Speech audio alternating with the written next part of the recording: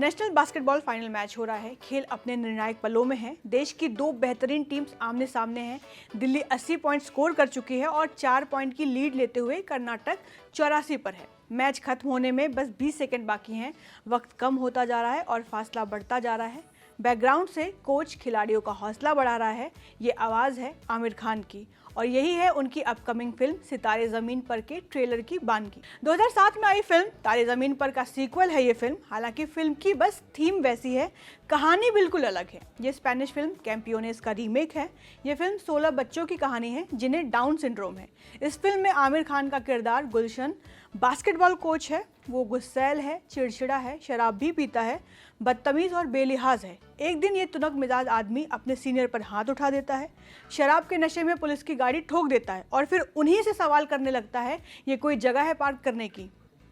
इस सीन को देखते हुए पिछले दिनों आई अभिषेक बच्चन और सयमी खेर की फिल्म घूमर याद आती है, जिसे उसका ड्यू क्रेडिट नहीं मिल सका। खैर, ड्रिंक एंड ड्राइव मामले में गुलशन को एक अनोखी सजा सुनाई जाती है। उसे 3 महीनों के लिए इंटेलेक्चुअली डिसेबल्ड बच्चों की बास्केटबॉल टीम को ट्रेनिंग देनी है। कोर्ट में जज के सामने उन बच्चों को पागल बोलने के लिए गुलशन पर पहले 500 और वो शब्द बार बार दोहराने पर 5000 रुपये तक का जुर्माना अलग से लगाया जाता है। ये सीन अपने आप में काफ़ी है ये साबित करने के लिए कि इस फिल्म को कितनी संवेदनशीलता के साथ बनाया गया है। अब गुलशन उन बच्चों को कैसे नेशनल बास्केट लीग के फाइनल तक ले जाता है, फिल्म में यही देखने को मिलेगा। सितारे ज़मीन पर का ट्रेलर पक्का आमिर खान मार्का है। फिल्म में उसी किस्म का ह्यूमर है जैसा आमिर खान की फिल्मों में देखने को मिलता था, जो लंबे समय से मिसिंग था। तारे ज़मीन पर की तरह बड़ी संजीदगी से नॉर्मल और एबनॉर्मल के बीच जो लकीर है उसे मिटाने की कोशिश यहाँ भी नज़र आती है, क्योंकि नॉर्मल जैसा कुछ होता ही नहीं है, सबका अपना अपना नॉर्मल है। यही इस फिल्म की टैगलाइन है। इस ट्रेलर में 2 और दिलचस्प बातें हैं जो ये बताती हैं कि इस फिल्म को बनाने वाले असलियत से बेहद करीब हैं। फिल्म में एक सीन है जब 5000 रुपये का जुर्माना झेलने के बाद गुलशन अपनी माँ से शिकायत कर रहा होता है कि पागल को पागल न बोले तो क्या बोले। इसके जवाब में उसकी माँ ताने मारते हुए कहती है, टिंगू को टिंगू ना कहें। टिंगू यानी कम कद वाला व्यक्ति। ये टिप्पणी आमिर के हाइट पर भी थी। इसे सेल्फ डिप्रिकेटिंग ह्यूमर कहा जाता है, यानी अपना मजाक बनाना। इससे ये मालूम पड़ता है कि आमिर अपने कद को लेकर असुरक्षित नहीं है और वो अपना मजाक देश भर के सामने उड़ा सकते हैं, क्योंकि उनकी मेल ईगो फ्रिजाइल नहीं है। मेकर्स ने फिल्म में इस कमेंट को थोड़ा हेर फेर करके इस्तेमाल किया है, जो ये बताता है कि उन्हें अपने आसपास चल रही चीज़ों के बारे में पता है।